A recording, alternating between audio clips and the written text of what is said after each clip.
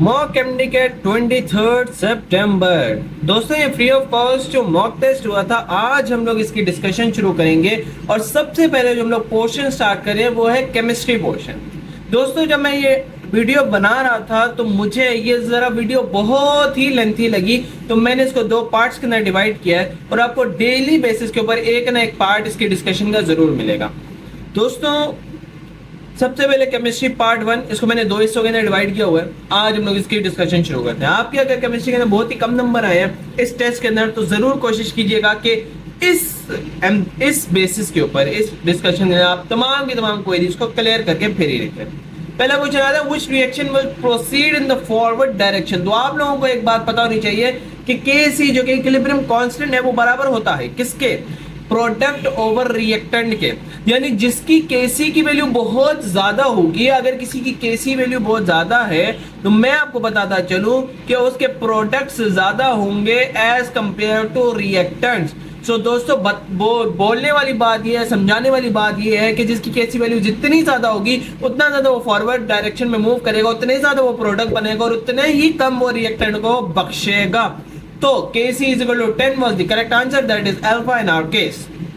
Which pair of ions have 5 unpaired G electrons? सबसे पहले iron के इलेक्ट्रॉनिक कॉन्फ़िगरेशन, देन मैंगनीज के electronic configuration. बेटा मैं आपको बताता चलूं कि मैंने याद कैसे किया ट्रांजिशन एलिमेंट्स।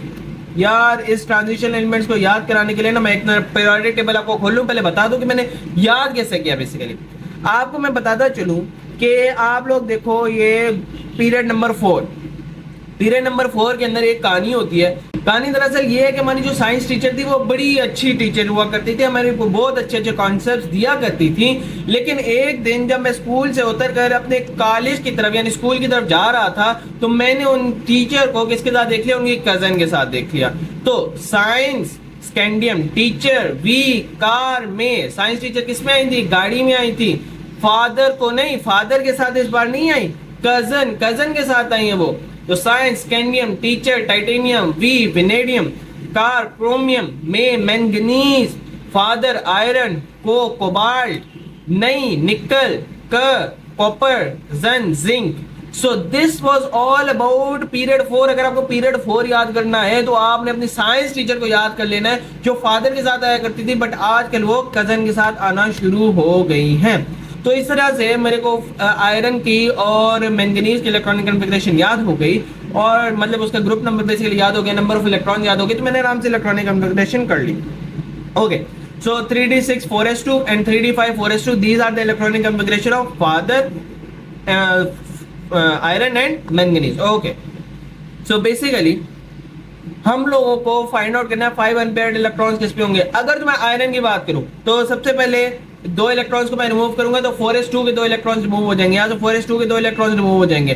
पीछे यहाँ पर 3d6 बचेगा। क्या 3d6 का मतलब है 5 पेयर अनपेयर्ड इलेक्ट्रॉन्स? नहीं, इसका मतलब है 4 अनपेयर्ड एंड 1 पेयर्ड इलेक्ट्रॉन। किसी एक ऑर्बिटल के अंदर एक पेयर्ड इलेक्ट्रॉन मौजूद होगा। मुझे कितने चाहिए? मुझे 5 अनपेयर्ड इलेक्ट्रॉन चाहिए। तो मैं करूंगा आयरन के अंदर से 3 इलेक्ट्रॉन माइनस, मैं इसके अंदर से भी एक माइनस कर दूंगा तो मेरे पास आ जाएगा 3d5, जिसका मतलब ये होगा कि अब मेरे पास अनपेयर्ड इलेक्ट्रॉन्स बच गए हैं।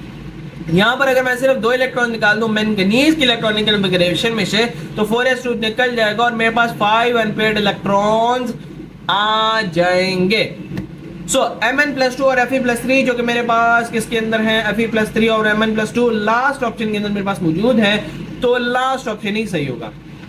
ओके, याद रखिएगा डालते वक्त जब आप इलेक्ट्रॉन्स को डालते हो तो सबसे पहले आप 4s के अंदर डालते हो, देन 3d की तरफ जाते हो। लेकिन निकालते वक्त जब इलेक्ट्रॉन्स को इमिट आउट कर रहे हो तो आप पहले 4s के अंदर से इमिट आउट करते हो, क्योंकि दैट्स द वैलेंस शेल और वैलेंस शेल से ही पहले इलेक्ट्रॉन निकलता है। ऑफ बाउ प्रिंसिपल के हिसाब से हमें 4s को पहले भरना चाहिए, लेकिन रिमूवल हमेशा वैलेंस इलेक्ट्रॉन से होती है। ऑफ बाउ प्रिंसिपल क्या है आप लोग डिसाइड करो, और आप लोग अगर आप लोगों को आता है ना तो कमेंट सेक्शन के अंदर मेरे को बताना, सही है। Okay, let's move on. Which one of the following is a nucleophile? अब न्यूक्लियोफाइल के लिए एक शर्त होती है कि उसके पास इलेक्ट्रॉन्स की अबंडेंस हो या नेगेटिव चार्ज की अबंडेंस होता है कि वो नेगेटिव चार्ज होने की वजह से किसी न्यूक्लियस को, किसी पॉजिटिविटी को अट्रैक्ट करे। अगर तो मेरे पास नेगेटिव ज्यादा होगा तो मैं पॉजिटिव को अट्रैक्ट करूंगा, अगर मेरे पास पॉजिटिव ज्यादा होगा तो मैं नेगेटिव को अट्रैक्ट करूंगा। न्यूक्लियोफाइल मींस न्यूक्लियस लविंग, और न्यूक्लियस हमेशा पॉजिटिव होता है। तो पॉजिटिव लविंग कौन सा होगा भाई? यहाँ पर देखो H2 है, इसके पास दो लोन पेयर ऑफ इलेक्ट्रॉन मौजूद है, दो लोन पेयर ऑफ इलेक्ट्रॉन मौजूद है, तो मैं कह सकता हूँ हाँ ये न्यूक्लियोफाइल के तौर पर रिएक्ट कर सकता है। AlCl3 ग्रुप 3 से है, किस ग्रुप से है? ग्रुप 3 से है। और मैं आपको बताता चलूंगा जितना भी ग्रुप नंबर होता है वो नंबर ऑफ वैलेंस इलेक्ट्रॉन्स के बराबर होता है। और अगर एल्यूमिनियम ग्रुप 3 से, आप सामने सामने पीरियोडिक टेबल के अंदर भी देख सकते हो, ग्रुप 3 पीरियड 3, आपके पास 3 क्लोरीन एटम्स है, तीनों क्लोरीन ने एक एक इलेक्ट्रॉन शेयर करके उसके पास कोई लोन पेयर ऑफ इलेक्ट्रॉन नहीं छोड़ा। बोरॉन की बात की जाए वो भी ग्रुप 3 से है। क्लोरीन की बात की जाए तो Cl3 जैसा कोई स्ट्रक्चर होता नहीं, Cl2 भी न्यूक्लियोफाइल नहीं है। आपके पास जो न्यूक्लियोफाइल बचा जिसके बाद लोन पेयर ऑफ इलेक्ट्रॉन्स आते थे वो था water, that is alpha, that is a option. Okay, let's move on. अच्छा, पीरियड नंबर क्या बताता है? पीछे लिखा हुआ था period number number of shell बताता है, और ग्रुप नंबर आपके पास क्या बताता है? Number of valence electron. की बात याद रख लो ताकि आपको फ्यूचर में कोई प्रॉब्लम ना हो। देखो लिथियम के अंदर 2 शेल ही मिलेंगे, पोटेशियम के अंदर 4 शेल ही मिलेंगे, कैल्शियम के अंदर भी 4 शेल मिलेंगे। तो पीरियड नंबर और ग्रुप नंबर क्या चीज बता रहे हैं, ये बात आप लोगों को पता होनी चाहिए। Which of these spectral lines lie in the visible region? आप लोगों को पता होना चाहिए कि 5 स्पेक्ट्रल लाइंस होती है हमारे पास, Lyman, Balmer, Paschen, Brackett, Pfund. भाई लाइमन सीरीज आपके पास किसके अंदर होती है? यूवी रीजन के अंदर, बाल्मर विजिबल, बाकी सारी इंफ्रारेड रीजन के अंदर होती हैं। तो भाई आपके पास बाल्मर सीरीज लाया करती है किसके अंदर? विजिबल रीजन के अंदर। तो A is the right option. Okay, let's move on. Which of the following is the functional group of acid halide? जब एसिड हैलाइड की बात आती है तो R C double bond O X की बात आती है, that is the acid halide. तो आर ओ एच जो कि अल्फा है, that is alcohol, R C O X this is acid halide, R X is alkyl halide, R C O O H is carboxylic acid. आसान ज्यादा, इस वजह से ज्यादा टाइम वेस्ट किए बिना बीटा को टिक करके आगे मूव ऑन करते हैं। Let's move on. Which of the following prefix is used when 2 methyl groups are attached to the second last carbon of an alkane chain? अगर 2 methyl groups second last alkane chain के साथ जुड़े हुए होंगे, यानी second last carbon के साथ एक अल्केन चेन के जुड़े होंगे, तो आप देखो नियोपेंडेंट का स्ट्रक्चर, सेकेंड लास्ट कार्बन को देखो सी है, ऊपर भी मिथाइल ग्रुप नीचे भी मिथाइल ग्रुप, तो इसको क्या नाम देते हैं? नियो का नाम देते हैं, नियो का प्रीफिक्स इस्तेमाल करते हैं। भाई आइसो का कब यूज करते हैं? जब सेकेंड लास्ट, आप लेफ्ट से शुरू करो या राइट से, सेकेंड लास्ट के पास एक मिथाइल ग्रुप अटैच हो तो हम लोग उसे आइसो का नाम देते हैं, और एन तो सीधा सीधा होता है। Okay, let's move on. आसान ज्यादा है, इस वजह से हम लोग ज्यादा टाइम नहीं लगा रहे। Which of the following organic molecule does not consist of COH, यानी कार्बोक्सिलिक एसिड का ग्रुप किसके पास नहीं होता? Acetic acid, that is 2 carbon वाला carboxylic acid, butyric acid, that is 4 carbon वाला कार्बोक्सिलिक एसिड, एस्कॉर्बिक एसिड जिसको विटामिन सी के नाम से भी जानते हो, और ये बहुत बड़ा स्ट्रक्चर है, इसके अंदर भी COOH आ ही जाता है। लेकिन बिक्रिक एसिड जिसका आप स्ट्रक्चर बेंजीन के डेरिवेटिव्स में देखते हो या फिनोल के डेरिवेटिव्स में देखते हो, जिसको आप ट्राई नाइट्रो फिनोल के नाम से भी जानते हो, यही है वो पिक्रिक एसिड, यही है जिसके लिए COOH का ग्रुप नहीं होता है। तो डी यानी delta is the right option. Let's move on. Which one of the following is more metallic? इसके लिए आपको पीरियोडिक टेबल को देखना पड़ेगा। जितना पीरियड के शुरू में यानी ग्रुप 1 के करीब होगा उतना ज्यादा मेटालिक होगा, जितना ग्रुप 1 के करीब होगा उतना ज्यादा मेटालिक प्रॉपर्टी शो करेगा, और जितना ये नीचे चलता जाएगा उतना ही ये ज्यादा मेटालिक प्रॉपर्टी शो करेगा। So what's the right answer? The right answer is caesium, जो कि सबसे नीचे आ रहा है आपके पास 6 पीरियड के अंदर। So caesium is the right answer. Let's move on. What is the product formed when magnesium reacts with water? अब मैग्नीशियम का रिएक्शन विद वाटर ही आपको आना चाहिए। MgOH होल ट्वाइस बनता है। अगर आपके पास MgOH होल ट्वाइस ना हो तो आपने MgO को टेक करना है। MgO यानी मैग्नीशियम ऑक्साइड भी ये बनाता है। उसके अंदर डिफरेंस क्या होता है? इसके अंदर वाटर होता है लिक्विड स्टेट के अंदर, उसके अंदर वाटर होता है गैसियस स्टेट के अंदर। तो आपके पास MgO का प्रोडक्ट बन जाता है। ये बात आपने जरूर नोट करनी है और जरूर देख लेनी है एक दफा बुक से। MgOH होल ट्वाइस क्यों बना? क्योंकि मैग्नीशियम 2 बॉन्ड्स बनाता है। ओके, ऐसा ना हो ये आप लोगों को पता नहीं हो, तो Charlie was the right option. Next, what mass of CaCO3 will give 44.8 litres of CO2 upon heating? आपके पास कितना मास ऑफ CaCO3 होना चाहिए कि आपके पास 44.8 लीटर्स ऑफ CO2 यानी कार्बन डाइऑक्साइड बने, यानी 2 मोल्स ऑफ कार्बन डाइऑक्साइड बने। तो आपके पास सबसे पहले रिएक्शन मौजूद होना चाहिए, उसके बाद आपको मोलर मास निकालना आना चाहिए। कैल्शियम का कितना होता है? 40, 40 यहां से आ गया। कार्बन का कितना होता है? 12, 40 जमा 12, 52, 52 आ जाएगा आपके पास। फिर 52 में जब आप 16 प्लस 16 प्लस 16 यानी 48 ऐड करोगे तो 52 प्लस 48 आपके पास 100 आ जाएगा। ये मोलर मैथ्स है CaCO3 का। जुबानी करने का क्या मकसद है कि आप भी जुबानी इस तरह की कैलकुलेशंस करना सीख जाओ। आपको भी वहां पर कैलकुलेटर नहीं मिलेगा, ना ही कोई रफ कॉपी मिलेगी, तो आपको इस दिमाग का इस्तेमाल करते हुए मोलर मैथ्स निकालना आना चाहिए। भाई मोलर मैथ्स कितना है, 100 आया। आपको कितना मोल CO2 चाहिए, 2 मोल। 1 मोल CaCO3 calcium carbonate 1 mole carbon dioxide बना रहा था। आपको कितने चाहिए, 2 मोल यानी 44.8 लीटर। तो 2 मोल कैल्शियम कार्बोनेट आप लोग यूज करोगे। जब 2 मोल यूज करोगे तो आपको 2 मल्टीप्लाई मोल मैस यानी 200 ग्राम्स ऑफ कैल्शियम कार्बोनेट चाहिए होंगे। Okay, let's move on. So it was A B C D E। E option was the right option. Okay, let's move on. What is the radius of third orbit of electron in hydrogen atom? भाई आपको एक बात बता चलूं कि n square multiply by 0.529 जब आप करते हो, क्योंकि n square 0.529 angstrom is basically the radius of the first shell। तो 0.529 से जब आप 3 के स्क्वायर को यानी n स्क्वायर को मल्टीप्लाई करोगे तो आपके पास आंसर आ जाएगा 4.761। That is beta option, that is the right option. और कोई ऑप्शन सही नहीं होता। बाकी अगर आपको सेकंड शेल की बात करनी थी तो 4 मल्टीप्लाई बाय 0.529 आपके पास 2 के करीब कोई वैल्यू आती। अगर आपके पास फोर्थ शेल की बात की जाए तो 16 मल्टीप्लाई बाय 0.529 आपके पास 8 या 9 के करीब कोई वैल्यू आती। Let's move on. The volume of a fixed mass of a gas is directly proportional to the absolute temperature at constant pressure is the statement of। भाई ये किसने बात की थी कि volume is directly proportional to the absolute temperature, that is the temperature that is measured in the Kelvin scale। भाई जो Kelvin scale का ना टेम्परेचर मेजर होता है, वॉल्यूम उसी टेम्परेचर के डायरेक्टली प्रोपोर्शनल है। ये किसने बोला था, ये चार्ल्स ने बोला था। सो this is Charles law, baby Charles law. Okay, let's move on. तो भाई नेक्स्ट हमारे पास आ जाता है the tautomer of 2 in 2 all is। तो भाई आप लोगों को बताना चाहिए कि टॉटोमेरिज्म पहले होता क्या है। टॉटोमेरिज्म, भाई टॉटोमेरिज्म वो चीज होती है कि जब आपके पास एक ही मॉलिक्यूल के अंदर हाइड्रोजन गैस शिफ्टिंग हो, एसिडिक हाइड्रोजन की शिफ्टिंग हो। और जब एसिडिक हाइड्रोजन की शिफ्टिंग होती है तो हम लोग इसे कहते हैं टॉटोमेरिज्म। अब यहाँ पर इसने दिया prop 2 in 2 all। तो यहाँ पर आप एक डबल बॉन्ड बना लो तो ये प्रोपीन बन जाएगा। यहाँ पर आ जाएगा CH2। क्या आ जाएगा, CH2। ये सिर्फ स्ट्रक्चर गलत ड्रॉ हुआ है यहाँ पर आ जाएगा CH2 double bond C, single bond OH आ जाएगा और सिंगल बॉन्ड CH3 आ जाएगा। तो इस कार्बन की वैलेंसी हो जाएगी पूरी। अब हम लोग क्या करते हैं, हम लोग इस हाइड्रोजन को यहाँ से हटा देते हैं। जब इस हाइड्रोजन को हटा लिया तो आप लोग नोट कर सकते हो कि यहाँ पर C डबल बॉन्ड O बन गया, ये CH3 एज इट इज यहाँ पर आ गया। लेकिन यहाँ से जो हम लोगों ने हाइड्रोजन रिमूव किया था वो हम लोगों ने फर्स्ट वाले कार्बन को दे दिया ताकि वो CH3 बन जाए CH2 से। So this was tautomerism. This was tautomerism. So the right option is proper noun. Let's move on. भाई नेक्स्ट हमारे पास आता है the substituent when attached to benzene ring acts as an activator. भाई activator और deactivator के related मैं आपको बड़ी अच्छी कहानी बताना चाहता हूँ और बहुत ही अच्छी कहानी है।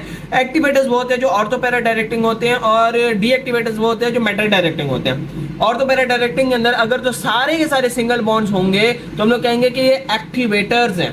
अगर तो एक एक्सेप्शन आ जाती है हेलोजन, अगर तो Cl, iodine, bromine, chlorine, fluorine अगर ये ऐड हुए होंगे तो आप नहीं कहोगे कि एक्टिवेटर्स हैं, ये डीएक्टिवेटर्स के अंदर आते हैं। ऑल जो ऑर्थो पैरा डायरेक्टिंग भी है हेलोजन, ऑल जो सिंगल बॉन्ड्स भी हैं सारे हेलोजन के अंदर, but they are deactivators. Okay, NO2 की बात करो तो N डबल बॉन्ड O आपके पास आ जाता है। सही है, इस तरह से N डबल बॉन्ड O आता है और फिर एक जगह सिंगल बॉन्ड O होता है। COOH, तो C डबल बॉन्ड OOH आता है तो डबल बॉन्ड है, डीएक्टिवेटर है। Cl, मैं कहा था नो हेलोजन। NH3, अब NH3 के अंदर all single bonds are there, all single bond.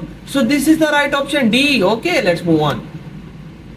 The specific heat of water is, तो आपको ये तो रट्टे वाला क्वेश्चन है, सामने सामने आपके पास लिखा हुआ 4.182 into 4.182 किलोजूल्स पर किलोग्राम डिग्री सेल्सियस या degree kelvin. So the right option is alpha, kilojoule पर मोल पर केल्विन, नहीं किलोजूल पर मोल पर केल्विन। हाँ सही है। Okay, let's move on. The final substitution product in the chlorination of methane in the presence of UV light and excess chlorine is known as। भाई बात याद रखो कि इसने क्लोरीन को एक्सेस में बोला है। क्लोरीन बेतहाश है, जितना मर्जी यूज करना यूज करो, जितना मर्जी यूज करना यूज करो। यूवी लाइट भी है और मीथेन थोड़ा सा कम पड़ गया है। तो आपका जो फाइनल प्रोडक्ट बनेगा वो कार्बन टेट्राक्लोराइड यानी CCl4 बनेगा। CCl4 carbon tetrachloride, always remember. Okay, let's move on. Correct sequence of acidity of alcohol is. अब एसिडिटी ऑफ अल्कोहल को अगर आपने शो करना है तो आपको एक बात याद रखनी है कि एसिडिक बिहेवियर को शो करने के लिए आपको हाइड्रोजन को डोनेट करना पड़ता है। अगर आपको हाइड्रोजन को डोनेट करना पड़ता है तो एसिडिक प्रॉपर्टी शो होती है। अब आप इसके अंदर देखो, अब देखो और से कार्बन अगर तो मैं प्राइमरी स्ट्रक्चर के अंदर देखूं तो उसको ये जितने भी मिथाइल के ग्रुप्स होते हैं ना, एक बात याद रखना, मिथाइल के groups they are electron donors, they are electron donors, they are electron donors. अब अगर तो मैं प्राइमरी स्ट्रक्चर के अंदर बात करूं तो प्राइमरी स्ट्रक्चर के अंदर सिर्फ एक इसको इलेक्ट्रॉन डोनेट कर रहे हैं और ये वाला जो बेचारा कार्बन है जो बीच में बैठा हुआ है इसको किसको इलेक्ट्रॉन डोनेट करना है? ऑक्सीजन को डोनेट करना है। ओके, अब ऑक्सीजन बहुत वो कहते हैं इलेक्ट्रोनेगेटिव है, वो चाहते हैं मेरे पास ज्यादा से ज्यादा इलेक्ट्रॉन आ जाए, ज्यादा से ज्यादा इलेक्ट्रॉन आ जाए। जहां पर जो उसकी सप्लाई है वो सिर्फ एक कार्बन से लिमिटेड है। अगर आप सेकेंडरी स्ट्रक्चर के अंदर आ जाओ तो दो कार्बन इस कार्बन को इलेक्ट्रॉन्स दे रहे हैं, फिर इस ऑक्सीजन की नीड पूरी कर रहे हैं, तो इस ऑक्सीजन ये थोड़ा खुश होता है, हाँ मेरे पास दो कार्बन से इलेक्ट्रॉन आ रहे हैं। भैया देखो यहाँ पर 1 2 3 कार्बन इसको इलेक्ट्रॉन दे रहे हैं, तो एक ऑक्सीजन की हाय हाय मेरे को इतने ज्यादा इलेक्ट्रॉन मिल रहे हैं, मैं तो बड़ा खुश बंदा हूँ। Let's move on. The bond that defines the secondary structure of protein is known as the bond that defines the secondary structure of protein is known as hydrogen bonding. Okay, hydrogen bonding ही वो bonding है जिससे आपकी secondary structure of protein को माना जाता है। Primary structure के अंदर सिर्फ पेप्टाइड बॉन्ड, सेकेंडरी के अंदर हाइड्रोजन बॉन्डिंग, टर्शियरी के अंदर आपके पास कोवेलेंट बॉन्डिंग, डाइसल्फाइड ब्रिजेस ये वगैरह बनना शुरू हो जाते हैं। Correct order of reactivity of alkyl halides. अब अल्काइल हैलाइड की रिएक्टिविटी अगर आप देखो तो एक होती है उनके चार्जेस के बेस के ऊपर, Rf, यानी fluorine is the most electronegative, तो फ्लोरीन बहुत ज्यादा नेगेटिव होता है, आर पॉजिटिव, पार्शियल पॉजिटिव और पार्शियल नेगेटिव चार्जेस आ जाते हैं, जिसकी वजह से Rf ज्यादा रिएक्टिव होता है। लेकिन अगर तो Ri की बात की जाए तो साइज के बेस के ऊपर Ri ज्यादा वो है रिएक्टिव है। क्यों? आर का साइज जो अल्काइल ग्रुप का है वो बहुत छोटा है, जबकि आयोडीन का साइज इतना बड़ा। जब छोटा बंदा बड़े बंदे से शादी करेगा, यानी छोटा बंदा बड़े सारे एटम के साथ बॉन्ड बनाएगा, तो आपके जो टूटने के चांसेस है वो बहुत ज्यादा हैं। तो जाहिर सी बात है इक्वालिटी के अंदर बॉन्ड अच्छा बनता है, इक्वालिटी। ओके, यहाँ पर चूंकि आपके पास आरएफ से रिलेटेड कोई एमसीक्यू नहीं गिवन, आरएफ जिसके सबसे ज्यादा रिएक्टिव हो तो आप चार्ली ऑप्शन यानी आर आई वाले को करेक्ट करोगे। सेकेंडली अगर तो आपके पास आरएफ वाला भी होता तब भी आप आर आई वाले ऑप्शन के साथ जाते। सर क्यों? क्योंकि आर आई यानी छोटा साइज और बड़े साइज वाली ये जो कॉन्सेप्ट है इसको ज्यादा प्रेफर किया जाता है अगर आपको ये ना बताया जाए कि आपको किस लिहाज से रिएक्टिविटी बतानी है। अगर ये कहता है कि आपको रिएक्टिविटी बतानी है एज पर द साइज तो आप आर आई को क्लिक करते। अगर ये बताता है कि आपको रिएक्टिविटी बतानी है एज पर इलेक्ट्रोनेगेटिविटी या चार्जेस के बेस के ऊपर तो आप R F greater than RCL greater than RBR greater than are आई को टिक करते। बट अगर तो ये आपको बता ही ना कि किस बेस के ऊपर करनी है तो आपने R I greater than R B R greater than R C L greater than R F वाले ऑप्शन को टिक करना है, क्योंकि ये ज्यादा माने जाने वाला कॉन्सेप्ट है। Okay, let's move on. When an element occurs in different physical form that is known as, अब इसको हम लोग कहते हैं एलोट्रोपिक। जैसे कार्बन बक्की बॉल की फॉर्म में भी होता है, डायमंड की फॉर्म में भी होता है, ग्रेफाइट की फॉर्म में भी होता है। तो these are different forms in different physical forms in which an element and carbon exist. Anisotropy होती है डायरेक्शनल मूवमेंट, अगर तो डायरेक्शन डिफरेंट डायरेक्शन के अंदर डिफरेंट सेम प्रॉपर्टीज को शो करना। आइसोमॉर्फिज्म, सेम शेप हो, सेम क्रिस्टलाइन स्ट्रक्चर हो तो हम लोग इसे आइसोमॉर्फिज्म कहते हैं। पॉलीमॉर्फिज्म, मल्टीपल क्रिस्टलाइन स्ट्रक्चर हो तो हम लोग इसे पॉलीमॉर्फिज्म कहते हैं। एलोट्रॉपी का मैंने आपको कॉन्सेप्ट दे दिया। Okay, let's move on. X is a compound that does not react with any metal but produces a carboxylic acid when heated and reflux with potassium acidified potassium dichromate। भाई ये बात ये कर रहा है कि एक ऐसा कंपाउंड जो सोडियम के साथ रिएक्ट ही नहीं करता बल्कि कार्बोक्सिलिक एसिड प्रोड्यूस कर लेता है जब इसको पोटेशियम डाइक्रोमेट के साथ रिएक्ट कराया जाए। भाई आपको एक बात बताता चलूँ कि इसका जो करेक्ट आंसर है वो प्रोपेनॉल है, इसने गलती से मार्क करके हमें दे दिया। अब अगर मैं आपको बताता चलूँ तो इसके लिए क्या बताना चाहिए? हाँ, कार्बोक्सिलिक एसिड की जो प्रोडक्शन है वो प्रोपेनॉल ही करेगा। क्यों? अगर तो आप अल्कोहल की बात करो, this is already a weak acid. Alcohol क्या है? वीक एसिड है। क्या है? Weak acid. तो जब ये सोडियम के साथ रिएक्ट करेगा, उसने बोला है कि सोडियम के साथ रिएक्ट नहीं करना चाहिए, लेकिन जब आप अल्कोहल को सोडियम के साथ रिएक्ट करा देते हो, जैसे CH3OH आपके पास, वो बन जाता है CH3ONA। वो अपनी एसिडिक प्रॉपर्टी शो कर देता है, एच को रिमूव कर देता है, साइड के ऊपर कर देता है, अपनी फैमिली में से खारिज कर देता है। तो चार्ली और डेल्टा आपके पास निकल गए, जबकि प्रोपेनॉन आपके पास कार्बोक्सिलिक एसिड नहीं बनाता। Propanone is highly resistant to oxidation. तो आपके पास प्रॉपर नॉन कभी भी कार्बोक्सिलिक एसिड नहीं बनाएगा। मुझे पता है ये वीडियो थोड़ी सी बड़ी हो गई है, थोड़ी डिस्कशन में ज्यादा टाइम लग गया, लेकिन क्या करें। This was the end of our today's video. आज की वीडियो के अंदर हम लोगों ने पार्ट 1 ऑफ केमिस्ट्री डिस्कस कर लिया है। पार्ट 2 के लिए आप जरूर सब्सक्राइब कीजिएगा, जरूर लाइक कीजिएगा, जरूर शेयर कीजिएगा। और अगर आपने मॉक टेस्ट अभी तक नहीं दिया तो लिंक खुली हुई है, अभी भी आप मॉक टेस्ट दे सकते हो। और अगर तो आपको न्यू मॉक टेस्ट चाहिए तो हम लोगों ने एक टारगेट रखा है, अगर किसी भी वीडियो के ऊपर 50 लाइक्स आ गए तो हम लोग जरूर न्यू मॉक टेस्ट लॉन्च करेंगे आपके एमडी गेट से पहले। अगली वीडियो तक के लिए अल्लाह हाफिज।